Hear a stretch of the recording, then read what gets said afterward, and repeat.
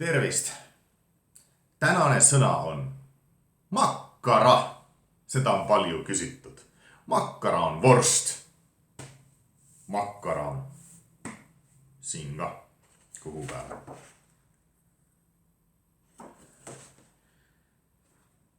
Üks ropp lasteluuletus.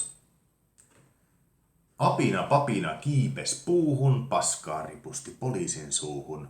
Poliisi luuli makkaraksi, puolet puras pois.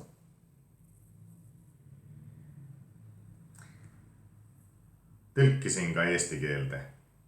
Nii sama mõtte ära. Ahvikene ronis puu otsa, riputas sitta politsei suhu. Politsei arvas, et too vorst on.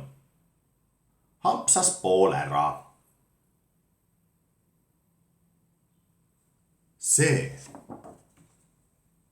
on ehe soome keel. See siin. See on lihtsalt tõlg. See on soome keel. Nii ilusana, kui ta saab olla. Ja pean küsima, kas Rahvaluule arhiivis Soomes on see laste loru.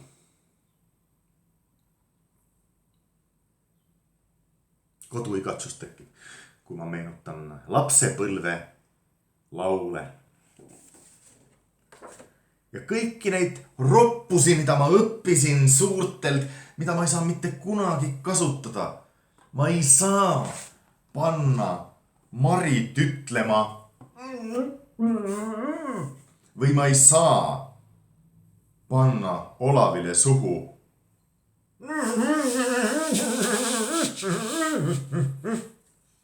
Ma hoian neid omas südames. Siis, kui ma olen 75. Ma lajatan otse-eetris. Kõik mõtlevad. Nüüd vana härra on päris ära pööranud. Äkki ma peaks ikkagi kuhugi spikri peale kirjutama, et võib-olla ma 75 aastaselt enam ei mäleta. Mäletan küll kõik need roppud, ebasündsad, poliitiliselt ebakorrektsed anekdoodid ja ütlused, kus kus tänapäeva roppused on nagu,